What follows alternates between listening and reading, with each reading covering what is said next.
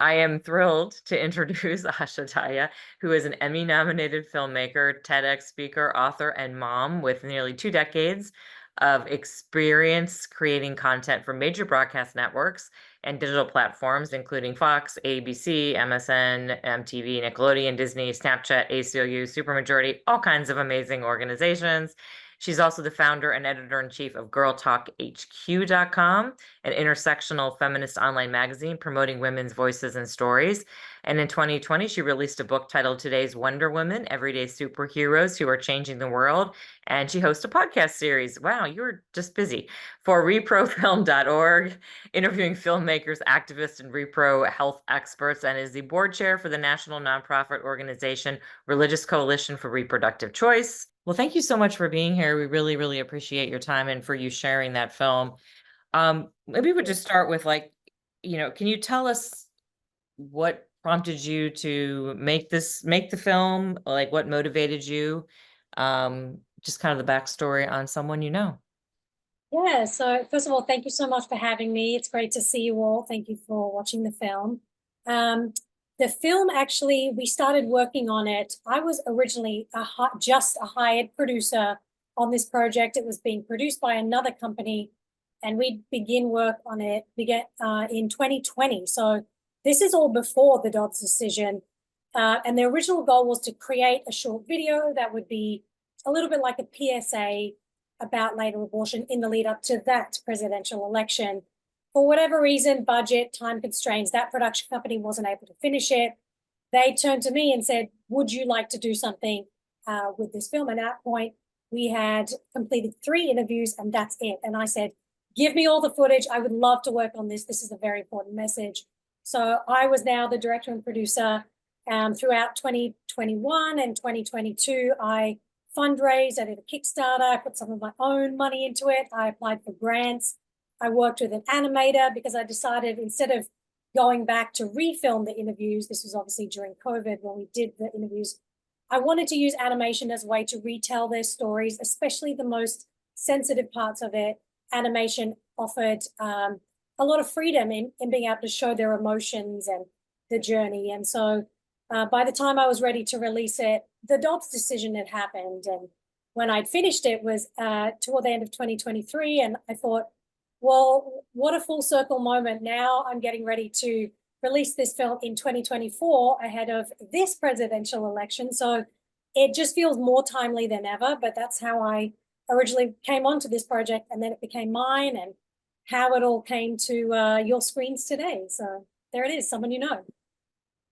I would love for you to share a little bit about your background, just because from my understanding is you were raised in an evangelical home in Australia, moved to the States, and I think your background and your passion for this topic and sharing it's very enlightening. So I'd love for you to kind of share your backstory.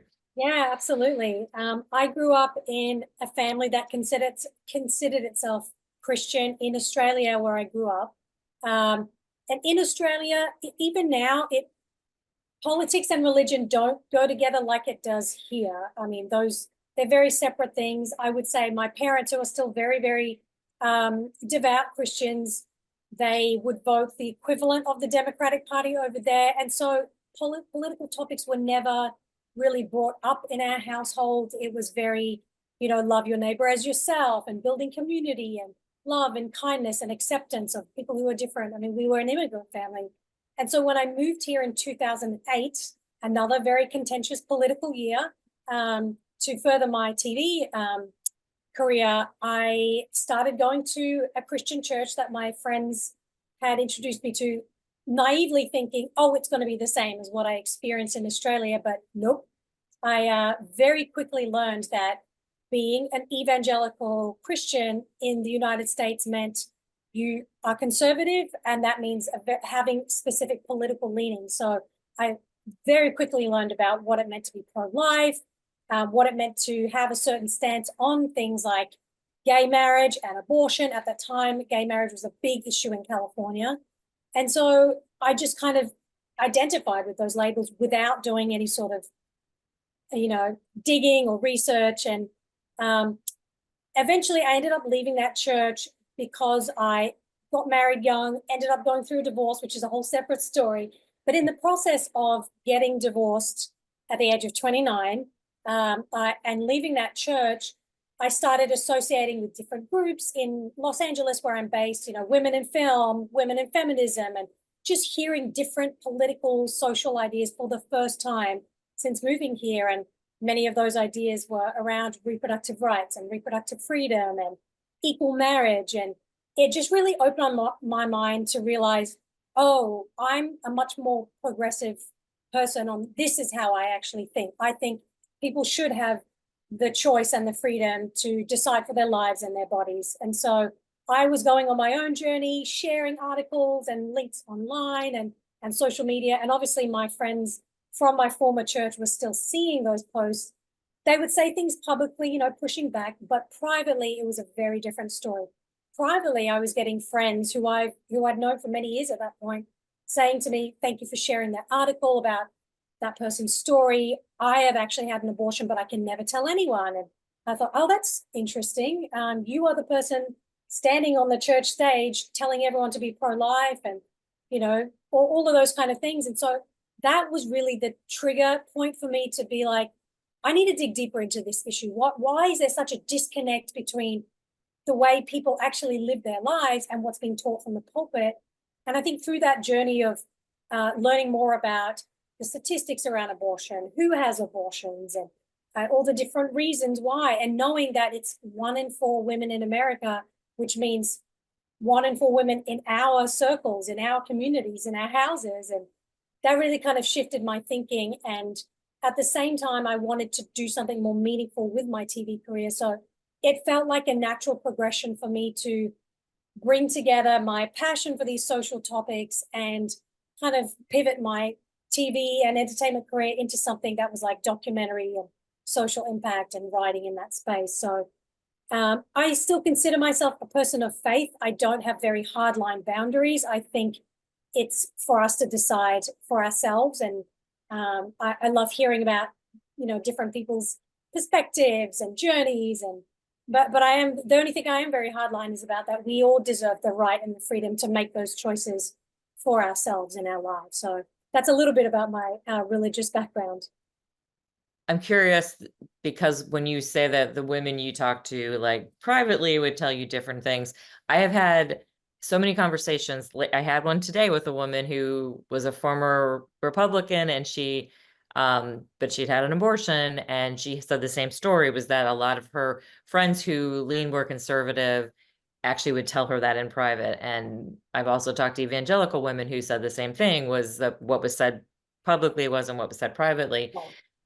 I guess I'm curious what your take on that is, with like women whispering privately to their friends, and what we saw after the Dobbs decision. Like, do you feel that that really led to that, backlash? We've seen all these states that have passed. I'm in Ohio. We passed issue 1, like protecting abortion. Like, how do you view that kind of whispering that goes on among women with what we're seeing in the country after Dobbs? Well, I think whisper is the right word. I think it's the idea of the more we are forced to stay silent, then we can see these draconian bills and ideas and ideologies flourish in the mainstream, in the halls of Congress. And so I think what happened with the Dobbs decision and the backlash, and seeing, I believe, 7 states since the Dobbs decision pass abortion ballot measures overwhelmingly in favor to protect abortion access, even in Republican-led states, is this knowledge that even conservative, Republican, very devout, religious, faithful women still get abortions, but we don't talk about it. And I think maybe there was a moment where it's like, oh crap, all of us can need access to healthcare, which is what abortion is. It is healthcare at some point. And now you're starting to see people rise up in ways that they weren't before, whether it's sharing their story publicly, being part of an amicus brief at the Supreme Court, or voting on state ballot measures, which I think we're going to see this November as well. So it's that idea that the more we stay silent, all the energy in the room and all the space gets sucked up by others who become the loudest voice in the room. And that's what we've got to counteract. Absolutely. So what are some of the biggest misconceptions around later abortion, and how do we push back on this, and especially when you're having those conversations with family and friends? Yeah, that's one of the biggest things I learned through the process of making this film and speaking with some experts, like Who Not When, an organization called whonotwhen.com. They're really great. It's run by a couple who actually had a later abortion, and had to leave New York and travel to Colorado to get a later abortion. The biggest misconceptions are, first of all, what was mentioned in the film, that it's called late term abortion. That's the biggest and most obvious one that we need to push back on. It's not medically accurate. Um, Most abortion providers, I would say all medical providers, would consider it just part of abortion care. They don't kind of piece it out. It's just part of abortion care. It just happens to be later in pregnancy. And I think the second biggest misconception, which again goes hand in hand with us staying silent, is that the people choosing later abortion are just these careless, callous women who are just choosing it willy-nilly at 34 weeks or 24 weeks for no reason, and that it's easy to get. They're handing out abortions like candy on the street corner, and that couldn't be further from the truth. So one of the things that I learned was, how do we shift the framing around later abortion? And the first thing is to understand the three biggest reasons, the main reasons why people get abortion later in pregnancy, so after the first trimester. So the first reason is that people find out information later in their pregnancy that they could not have known earlier. So for instance, for people who have had a pregnancy and been through that process, you generally get an anatomy scan at 20 weeks. So that's halfway through your pregnancy. And at that point, you could find out information about a fetal anomaly. And now you have to make a very timely and costly decision. The second reason is that they discover their pregnancy later. And this particularly applies to young people, people who are not used to having their menstruation cycle, people who have chronic pain or chronic illness, and so they may not know they're pregnant. And the third reason, which is becoming increasingly more common, is that people are pushed later into pregnancy because of the anti-abortion laws that are getting stricter and stricter. We're seeing 20-week bans, 15-week bans, 12-week bans, 6-week bans. And so all those they don't do anything to protect anyone in that scenario other than a politician's sensibility, I guess. All it does is harm the most vulnerable people and potentially push people later into pregnancy, where a procedure can be more costly and harder to access. So knowing those three reasons, it gives us a starting point to push back on the common misconceptions around later abortion. I actually think that the piece of the film with the woman who just was facing the barriers, I think that's a piece that we don't hear about. You hear all the stories about women who find out fetal anomalies later in pregnancy. And I think a lot of people feel comfortable talking about those cases, but I don't think people understand the barriers, especially if I live in an upper middle class suburb. I can afford, if something ever happened to my daughters, I could afford to fly them to Europe if I had to. So I think I would love to hear more about what you think in terms of barriers, like financial barriers, work barrier. Like, what are the barriers that some of the, even before Dobbs, various people had, and then how that has now changed because of some of these really strict bans that are going into place in states. Yeah, I mean, this really is a film about barriers more so than anything else. And those barriers have existed, especially for later abortion patients, even before the Dobbs decision, specifically for low-income women, for young people, and women of color, particularly Black and brown women, and immigrant women too. And so those barriers exist, and they can be very, very harmful. And it's very important to talk about abortion with an intersectional lens. And what I mean by that is understand how it impacts race, socioeconomic factor, education level, and your access to, or proximity to good healthcare differently to different people.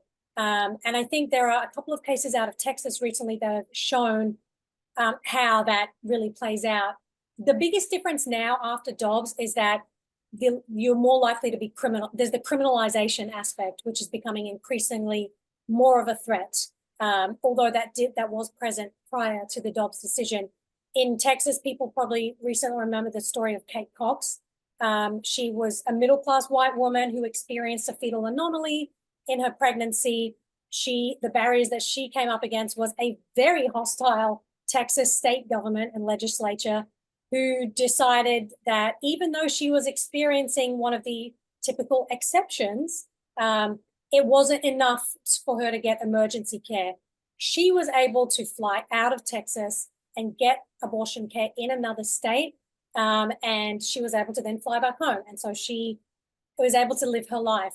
There was another woman in Texas whose story hasn't been talked about as much. She's a young Hispanic woman. Her name is Jennifer Alvarez Estrada Glick. They did a story in the New Yorker about her. She was in her second pregnancy and she had hypertension and a number of other health issues. She did not have a steady financial income. She did not have access to healthcare. And so the doctors that she was seeing as her condition progressively got worse, especially into the second trimester, none of the doctors at any point suggested that she should leave the state or she should consider termination. It got worse and worse and worse. They tried to put Band-Aid solutions on the problem. Sadly, she did die. She left behind her family. She was young. And it was just this moment when I was reading the story of, oh, those are the stark differences. It really is a matter of life or death when you cannot afford healthcare, you cannot afford to fly out of the state. And in the article that I read about Jennifer, there were some medical experts who examined all her medical files and the process, and they said this was a preventable death. If she had been told that a termination would save her life, and if she had the means to do that, she would still be around today. So I think that's probably the starkest example that I can come up with in terms of why the barriers are extremely harmful, and especially for women who don't have the means to travel and get care elsewhere. I thought it was interesting that you also highlighted the crisis pregnancy centers in the film, because, you know, if we've actually had some, if you're all interested in learning more, we've had a couple of events about them. You can go on YouTube and find our discussions about those. Yes. But, you know, if we're talking, if you have a state that has now reduced the time to 12 weeks or something, maybe you can just give a little bit of a background on that to the people who are listening here tonight, like, what does a crisis pregnancy center do and why, you know, taking time with them can actually push you out weeks and you can lose that time because you are trusting an organization that on the outside seems legit and it's really not. Yeah, I mean, they vastly outnumber actual reproductive healthcare clinics and abortion providers. So usually crisis pregnancy centers, otherwise known as fake clinics, you might hear that term talked about quite a lot. They are not typically run by licensed medical practitioners. They can buy ultrasound machines and they give free ultrasound pregnancy tests like you saw with Sharon in the film.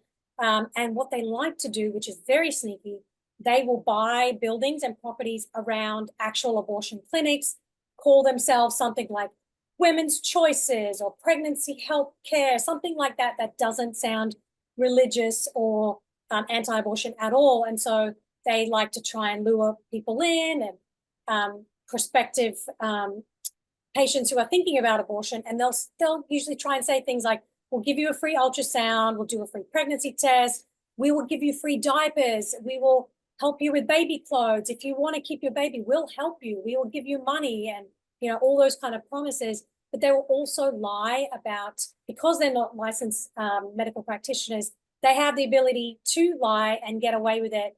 You know, they're not bound by the Hippocratic Oath in that regard. And so with Sharon, they told her she was earlier on in her pregnancy. So she thinks, oh, I've got more time to make a decision. Or they'll say, oh, you know, they'll look at her and say, you're an immigrant woman, you don't know the laws of this state. Oh, it's actually illegal here, so you can't get an abortion. And so they'll use every tactic they possibly can. And in the 2018 Supreme Court case that was mentioned in the film, the California Attorney General at the time tried to stop them from doing this. You know, these clinics are set up in California. He wanted them to put a sign outside their clinic saying, we are not a licensed medical facility. If you are looking for other types of reproductive health care, here is where you can go. They pushed back on that and said that is against our free speech. We don't want to have to essentially tell the truth. And they won at the Supreme Court. And so now they have even more of a license to mislead patients and lie and, push their agenda. So they are very, very dangerous. The other thing that they do is pay for to come up the top of Google searches. So you can pay companies to help your ranking. So when people Google abortion provider, it may not be Planned Parenthood that comes up. It's going to be the Women's Choices or the Pregnancy Help Center that comes up because they pay to be the first, second, third, fourth choice when you Google that in your state or in your area. So it's really important to look out for them and be aware of their tactics. And I'm so glad that you offer a training on how to decipher who they are. And I also think one fact that people don't understand is that a lot of times the government is actually funding these clinics. Oh, yes. It's a big They deal in get Ohio. millions of dollars from governments like this, Texas. They give money to these pregnancy centers. There are many other Republican states that give that. So essentially, it's government-funded lies and coercion, which is really horrible. So curious about, obviously we talked a little, well, you talked a little bit about stigma, and I think I want to dive into that a little bit more, but what was the process to find women who were willing to be on camera and share their story? I mean, that's very brave, and a lot of people would never do that. So just curious about the process of finding people, and um, I guess also how do the women in the film feel about the film now that it's out in public and sharing their stories? Yeah, so for me, it was really about finding the right partnerships and alliances with organizations, reproductive justice and reproductive rights organizations that are already out in the field and they know the landscape. So I worked very closely with an organization called WeTestify.org. You saw the founder in the film, Renee Bracy Sherman. She's an abortion storyteller herself, but she helped me get in contact with Sharon and Valerie.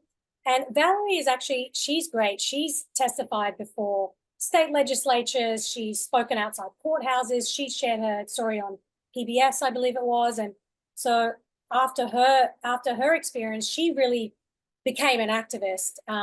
But also she works in corporate America. So she has a whole life and a job and a family, but she really was activated by this experience and wanted to share her story as publicly as possible. So she was all in. She's thrilled how the film turned out. Sharon really likes it as well. Mindy, I found I actually originally heard her story on a Rewire podcast. It would have been back in 2010, and heard her share that story. And it just stuck with me. And this was during my journey of exiting the church, learning about reproductive rights. And so I reached out to Rewire, who put me in touch with ACLU of Illinois, and ACLU of Illinois put me in touch with Mindy, and she was more than happy to share a story. And again, Mindy is, she works in corporate America. She has a family, as you saw in the film, and she had no intention of becoming an activist, but going through her experience and especially being deceived by the Catholic hospital system and going through that trauma, it really made her angry and wanted to speak out so that it wouldn't happen to other women. So it's almost like it was one of those situations where these women were sharing their stories by necessity because they felt it was their duty to warn people of what's been happening already, even before the Dobbs decision. So I'm very thankful to them. They are incredibly brave, and they're just really wonderful women who bared their soul and story for this film. And speaking of barriers, there was an interesting discussion about the Catholic Church and just how many hospital beds are in Catholic, or Catholic hospitals. And I say this because sharing my personal story was that I had 3 children. The third one, I was like, I'm done. So I was gonna have a C-section, so I was all ready just to be done. And I had no idea. And I'm a lawyer by trade, so I had no idea that I would not be permitted at a Catholic hospital to have sterilization, and I remember learning just recently too, just about how many beds are actually Catholic hospitals and how much of a barrier that is to so many women who may be in a city that there is one hospital, and that is, it's a Catholic hospital. Yeah. So I don't know if you could speak to that, and just how do we kind of inform people about that being another barrier? Yeah. I mean, the Catholic hospital situation is really, really serious. And I think just starting with the knowledge that it's 1 in 6 hospital beds, they are buying up other smaller community and rural hospital systems that can't stay afloat because they do have the money to buy these hospitals and train staff and provide for the local area. But unfortunately, when it comes to situations where someone needs triple ligation, when they need an emergency abortion, they aren't able to provide that. And you saw in Mindy's story where even in the cases where they could see she was clearly miscarrying, she was hemorrhaging, but because they could still detect that heartbeat, they were bound by religious laws and not the best medical practices. So I think it's really important to research, who are the medical providers in your area, ask questions. I think we need to empower people in our families and communities that when you are in those rooms, especially when you're going through a pregnancy journey and you're looking for a provider, you're looking for an OBGYN, ask them, they work for you, you're paying them, like ask them the questions and don't be afraid, because you just never know when you're in a situation where you need that help and they might not be able to provide. So ask them, like, in a situation XYZ, would I get this type of care? And that can help make your decision. And I also want to make a point about the sterilization. You mentioned that one, which is a whole other issue, but this country has a history of forcibly sterilizing Black and brown and immigrant women. And so that's where the racism and the intersectional aspect is really, really important to understand, that it's not just about trying to force women into motherhood. There is a very distinct racism angle. It's trying to force white women into motherhood and not Black and brown and immigrant women. And so that's a really, really, really ugly history that I don't think is talked about enough, but there are documentaries and articles and exposés about that's been happening, even right up until the 70s in the United States. So that's another side issue if people want to talk about that. Always good for everyone to know what they should be looking up and learning about. Like I said, I had no idea about Catholic hospitals, and even though I went through that with being pregnant, I had no idea about the 1 in 6 beds or how much control that actually had. Speaking of the stigma, so I think that was an interesting too. Like these, the women in the film were brave and shared their stories. But there are so many people, like you said, who whisper. How do you think the Dobbs decision has changed the stigma around speaking about abortion? And I say that because our Facebook group, I'll never forget this, the day of the Dobbs decision, we have a national Facebook group that had about 220,000 women in it. And women just started spontaneously sharing their abortion stories. And I don't mean a couple, I mean, we had thousands of people sharing their stories in there. So I wonder if you feel that the stigma has changed and that people are being more vocal because of the Dobbs decision. I definitely think so. It felt like a galvanizing moment. And it was almost like, in the aftermath of the 2016 election, when Hillary Clinton lost, I think there were many women, many feminists, many activists could see the writing on the wall that, oh, it's going to be the Supreme Court that's going to be the biggest loss that we're going to see in the next 4 years. And that is exactly what happened. And so I feel like the Dobbs decision in 2022 was, the dam bursting forth in response to 2016, in response to 2020, in response to these Supreme Court justices, Amy Coney Barrett and Brett Kavanaugh and Neil Gorsuch. I think it was just the dam exploding. And also the notion that now that there are more and more women speaking about their stories and people sharing their experiences, there are these safe spaces like your Facebook group. And I remember after the 2016 election, it was Pantsuit Nation Facebook. And there were so many of these online spaces that became a place for people to gather and share and commiserate and really hold space for each other. And I think that's where social media has become really powerful. And so when we have these cataclysmic events like elections and Supreme Court decisions, it becomes a rallying cry. I mean, like the Women's March as well, in response to Trump's presidency, it just became this rallying cry of like, we can't do nothing. We have to do something. Let's just gather. Let's get up and march and let's just show ourselves. Even just showing up in the numbers that we did across the country. I mean, that in itself is just such a powerful symbol that I still think they don't know what to do with it, because it says that we're here and we're not just going to stand by while you take away our rights.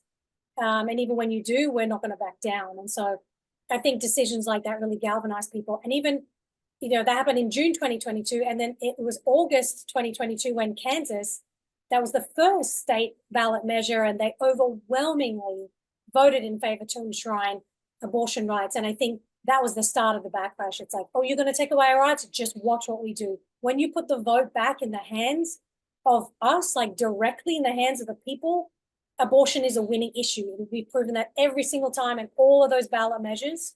And so I hope that'll happen this November as well with the ballot measures. Yeah, I agree. A couple of things that I've noticed people saying, post Dobbs was number one, like for example, I had a miscarriage, so I had to have a D&C, and people were being like, call it an abortion because people dismiss that as something different. Like, um, Yeah, yeah. so I definitely seen that whole like use the term, make sure people understand, not like give it a name that somehow sounds like, oh, that's not what we're talking about. So I've definitely seen a shift in that and people being willing to share those stories. So what are you most concerned about right now, as it pertains to reproductive freedom and access to abortion in this country? I think, that's a good question. I mean, it's the Supreme Court. I think people have different feelings toward presidential candidates and Senate candidates and, excuse me, Congress and all of that, it is what it is. We should make these decisions with an informed lens.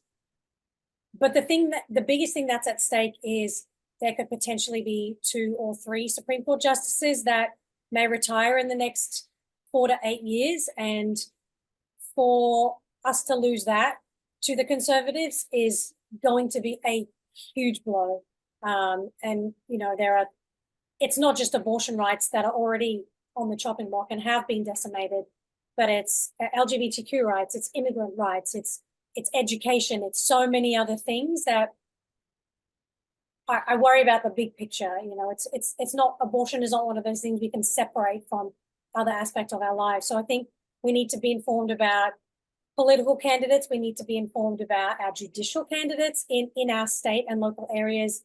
We need to know who's running for district attorney, attorney general. Those are the people who have the power to prosecute people who have abortions in certain cases. It's really important to understand who those people are and what their leaning is.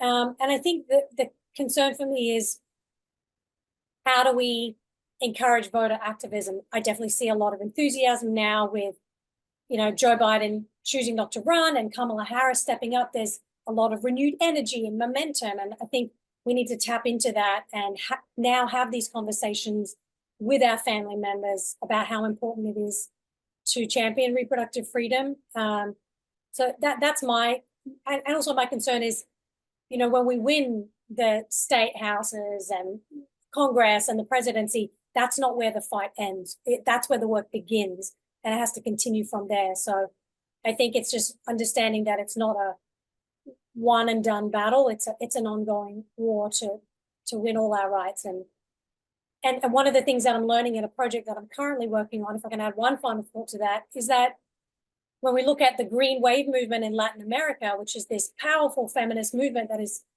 pushing for radical progressive change on abortion rights in some of the most hostile political and religious landscapes in the world, one of the things that I'm learning from these Green Wave leaders is that there are many tones of green. Everyone has a role to play. Everyone can be part of this fight. And so I love that sentiment of, we all come from different backgrounds, different families, different education levels, all of that, but we all have a role to play, whether it's in our families, in our places of worship, whether it's in our workplaces. I think all of us can play a role. And so that's what I want to encourage people to know, that you don't have to be just a politician or just a lawyer or a filmmaker. You can bring whoever you are to the table and be part of the fight. Yeah, absolutely. And you're singing the song of Red, Wine, and Blue when you're talking about sharing this information with family and friends. So for those of you who are not yet on Rally with us, which is our platform to help you talk to friends and family, I'm just going to, maybe Julie can find the link, but I'm just going to say, go to our website, which is redwine.blue, find the Rally Your Squad campaign and get involved, because talking about the judges, talking about who's, running for your state Supreme Court, who is running for your district attorney, so important. I always share that Chris Mays, who is the Attorney General of Arizona, who was the one standing against that zombie abortion law and said she wouldn't Yeah. prosecute people. Yeah, she won in by two like 240 votes in a recount. So like you Yeah. talking to Every 10, vote 15, counts. every vote counts in those kinds of races. Can you, since we're talking a little bit about like sharing information, what do you say to people, or how would you push back on people who are spreading disinformation about abortions later in pregnancy? And I have to plug my computer in because I'm getting the low battery, so I'm Yeah, do listening, but I'm going to step it. away. I'll be Yeah, right back. no problem. I think pushing back on disinformation and misinformation now is more important than ever. And I feel like, I want to tell people you're empowered by a whole army of people behind you who are supporting you in those conversations. It feels scary in the moment. I am not a confrontational person. I don't like having debates, but I think when you're having those conversations with people and you have a relationship with, I think there's a way to really push back and come at it with a place of love and that you care about this issue. One of the organizations that I've been working with, as I mentioned, is whonotwhen.com. And if you go to my website, I'll put this, if it's okay for me to Oh yeah, for shamelessly sure. plug. Mhm. I'm going to put it in the chat and go to. So this is the website for the film, someoneyouKnowDoc.com. And there's a link up the top for resources, and there's a discussion guide, which I've linked to, which I worked on with whonotwhen.com. And I'll link to that here as well. It's a PDF. They have offered some really, really great ways to push back on the very typical tropes that you hear about, women just carelessly choosing abortion later in pregnancy and, all of those typical lines that we hear, especially in debates. This information sheet has some really great ways to start discussions and just shift the framing. Often it's just about shifting that framing. When people say, "I don't believe in abortion," and "Oh, I'm pro-choice, but I don't believe in abortion in the 7th or 8th month," which I hear a lot. And for me, it's like, well, let's just dig into that a little bit. Let me ask you, at what point do you want to invite the government to make decisions about your life when it comes to a medical decision? What point do you think it's acceptable? Um, at what point do you want a stranger to come into that doctor's room and make a decision on your behalf? And if the answer is hell no, at no point, then now you found a starting point and you found some common ground and you can kind of go from there. But often it is like how you shift that conversation.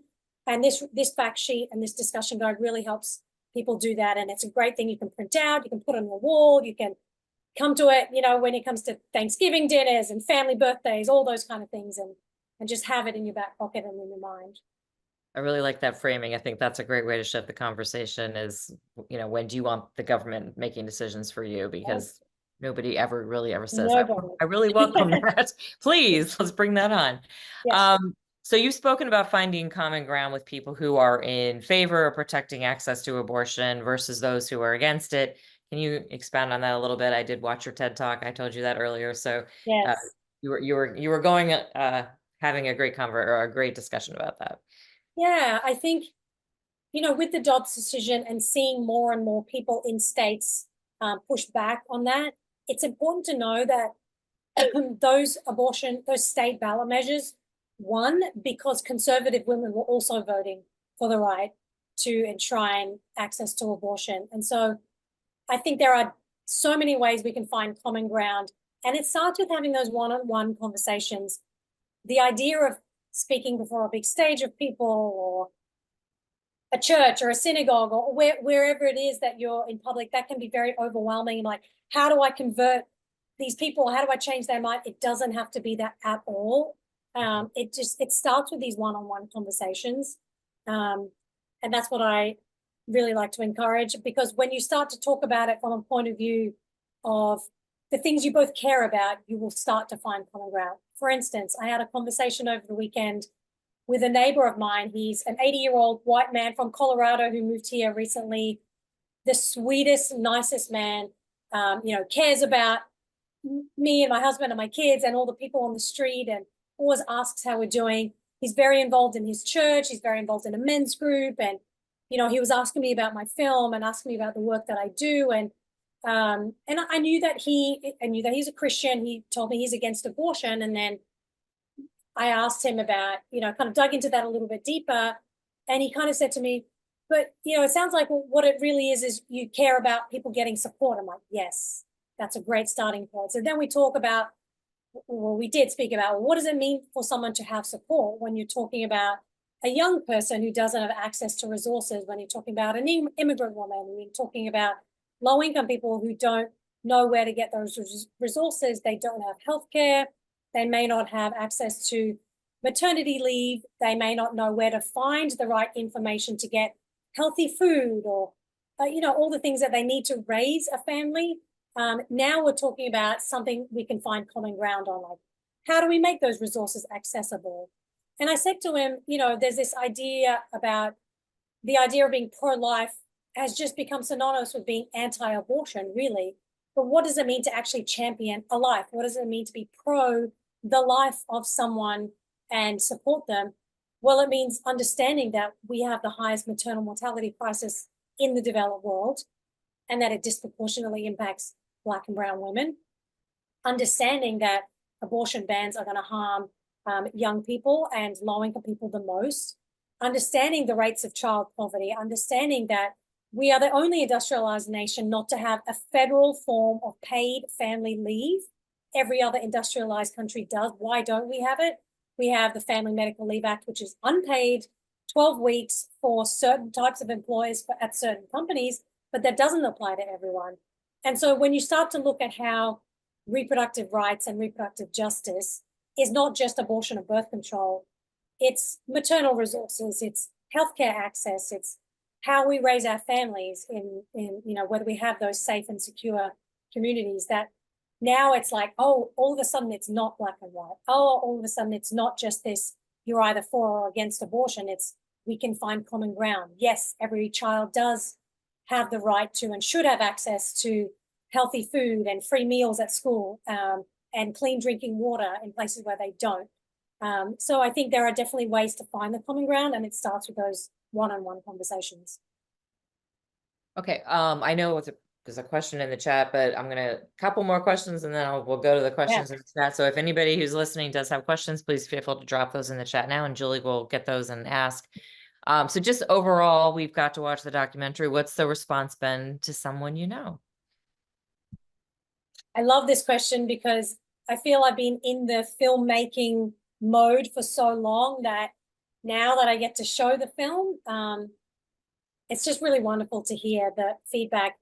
The amount of people who have come up to me and unexpectedly told me that that is their story has just been so heartwarming to know that I'm able to give someone a reflection of their experience that they maybe weren't able to share before.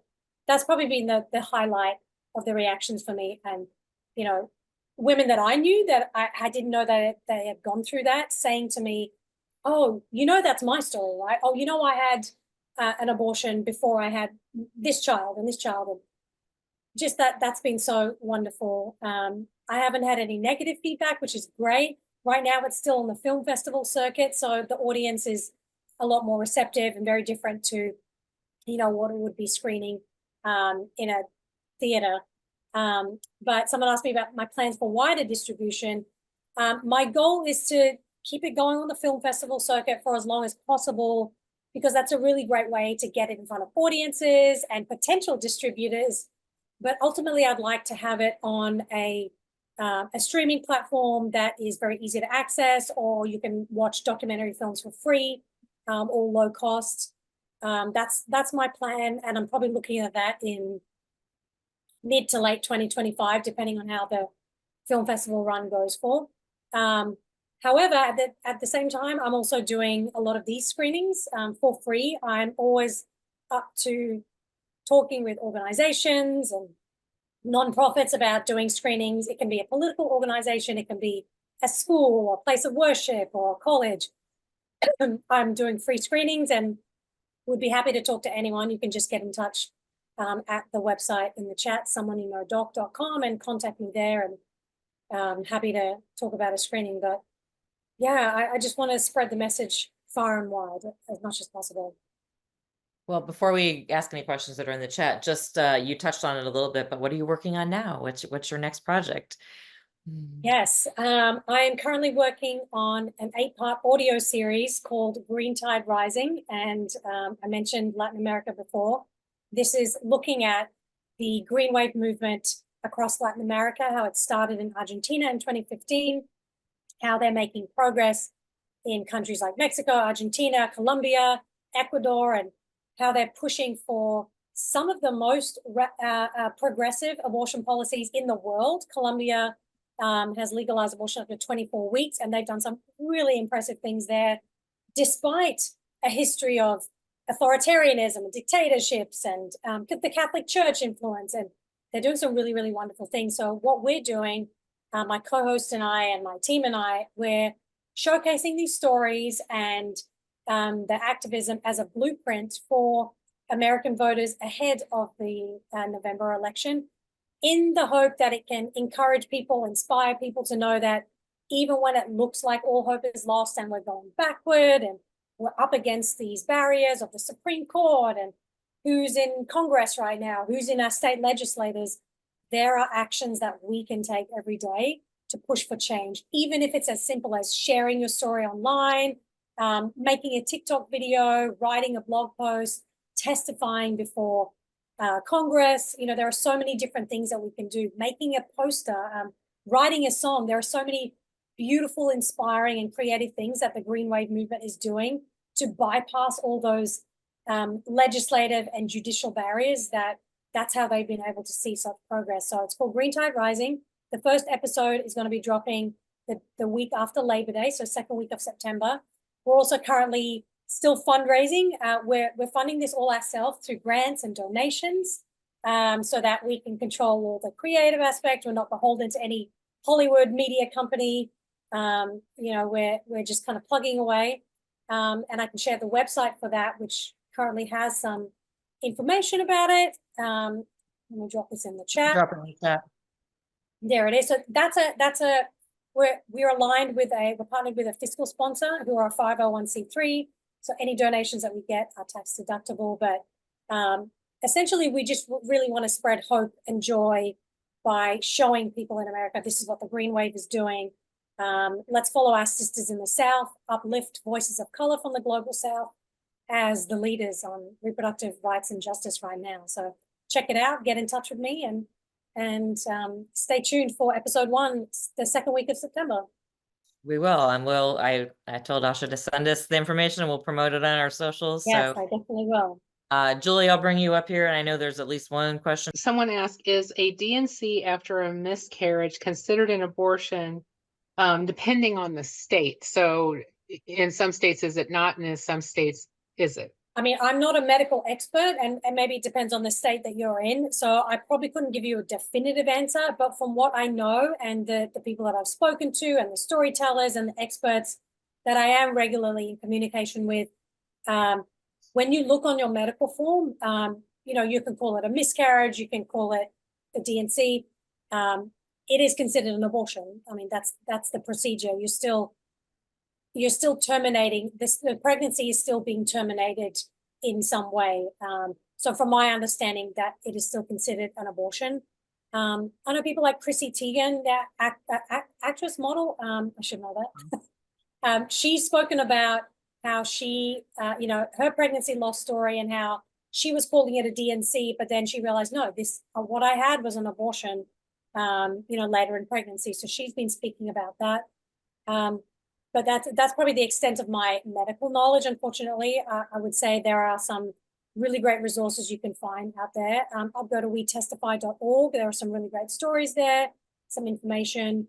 whonotwhen.com also has some really great resources that I'll link to that you can see for more information on that as well. In watching this, I guess the thing that really concerns me nationwide with all of these bans are, you know, the effect that this really has on women of color, because we already have such a high maternal mortality rate as it is. I lost my mom a month and 6 days after my youngest sibling. So, you know, this is just, to me, this is so draconian and so horrific. What can we do? Because, you know, this is something that affects all of us for sure. But, you know, there are some of us who are disproportionately affected by these things. I really want to uplift the reproductive justice movement and organizations this is a movement started in the early 90s by Black women leaders who saw, I think, a lot of gaps in the predominantly white-led feminist movement and reproductive rights movement, where they weren't addressing concerns of Black women, immigrant women, Hispanic women, and understanding how these abortion restrictions and bans harm these communities in different ways to wealthier women and wealthier families.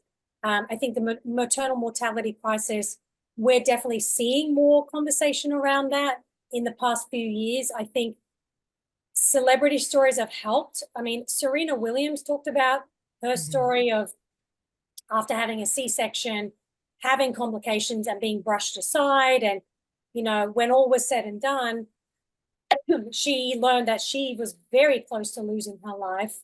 And just the knowledge that someone like Serena Williams, who has access to money, she's able to travel, she has the best healthcare in the world, but yet that still could have happened to her as a Black woman. I think we need to be paying attention to that more and understand that when we talk about abortion bans or any sort of ban on reproductive health care, it doesn't just, it harms the most vulnerable people, but it's not even just restricted to abortion. It affects all types of healthcare. I mean, we're seeing a lot of OBGYNs leave states like Idaho and Texas because these providers are too scared to help vulnerable women in situations where they need emergency care. So what happens to those women when they need care? Well, they're either going to die or they're going to have the money to be able to travel out of state. So I think understanding how it disproportionately impacts Black and brown women, like you said, Julie, is really important. There are organizations like Sister Song, Women of Color. They're a reproductive justice organization. The Black Mamas Matter Alliance. They do really, really great work. Yeah, I think we really need to uplift organizations like that who can paint the bigger picture and who are advocating for multiple different issues at the same time as well. Well, I also think that, you know, it's such a huge topic for all of us, because when you look at these women who are being told to go wait in the parking lot and come back in when you're worse, and women who are absolutely losing their ability to have children entirely because of the waiting until they get an infection, or the waiting until they're near death for them to come back in, and then more drastic measures have to be taken instead of them being cared for in the first place. Right. That's another fight that we can, you know, that's another way that we could be fighting, because this is completely, you know, the anti to their, you know, their message. They want you to have these children, and yet these actions are taking that ability away. It is a form of torture to force someone to stay pregnant while they could potentially go into sepsis, where they could potentially die, where they could face long-term complications and eventually have to get a hysterectomy, which has happened in cases. That is a form of torture. I mean, the fact that the most powerful country in the world, we spend more on healthcare than any other nation, this is where we're at. I mean, this should be a wake-up call for all of us, and I think it is, where it cannot continue to happen like this, because, you know, the fact that states, a lot of Republican-led states say, oh, we have exceptions for if the life and the health of the mother is at risk, or there's a fetal anomaly, or if you've been sexually assaulted. Well, first of all, why should you have to go through an extremely traumatic experience, or why should you have to become the victim of violence to even have permission to do what is right for your life? And beyond that, now that we're seeing many of these cases, the Zurowski case in Texas, Kate Cox's case in Texas, and many others, those exceptions, they don't work. They do not work. And so we cannot fall for the, okay, well, we're going to have a reasonable ban at 12 weeks or 50. That's a reasonable ban. This is what the rest of the world is doing. We cannot fall for that. We have to push back on that and say, no, the only thing that we're going to accept is the freedom to make decisions, and any sort of time-based restrictions, which is something in that fact sheet that I shared. Any time-based restriction only increases harm, whether it's 6 weeks, 12 weeks, 24 weeks. Anything can happen at any point in pregnancy. that could cause someone harm. So once you put an arbitrary restriction based on time, that does nothing to help anyone, and that is not based in any sort of medical fact. And so for me, it's really become, a talking point that I believe that abortion should not be restricted at any point in pregnancy. And that may sound radical, but once you start hearing these stories, someone at 24 weeks needed emergency care, someone at 34 weeks needed it. Well, this is why we can't have abortion bans at any point, because not only are you increasing harm, but then you're also increasing the likeliness that someone is going to be criminalized for a medical complication. And that it's just so draconian and cruel that we need, like someone said, yes, we need total freedom to decide. And, we are the ones that know the best for our lives. I'm just so tired of these condescending statements and narratives where, oh, silly little woman, you need 72 hours to decide whether you want this abortion or not. The likelihood is, and there are numerous studies to show, that by the time someone comes to a clinic to have an abortion, they have already decided. They've already considered multiple factors in their life, especially because we know from the data that 60% of people who get abortions are already parents. So they're already mothers, they've got children at home, they are already considering things. We do not need the government to step into that room and then make decisions for us. So yeah, no time-based restrictions as far as I'm concerned. There are no equivalent laws, and really there aren't any laws at all on men's bodies like this. You said it. We're going to end it there. That was good. I dropped in the chat information on how to contact or follow Asha. Anything else? I put it in the chat, your website and your social. Anything else I'm missing? No, that's it. Thank you so much. I really appreciate it. Okay, well, we appreciate your time. We are really thankful that you came and shared the film with all of us. And we hope to see everybody who joined us tonight at another event really soon. But thank you all for coming, and thank you to Asha.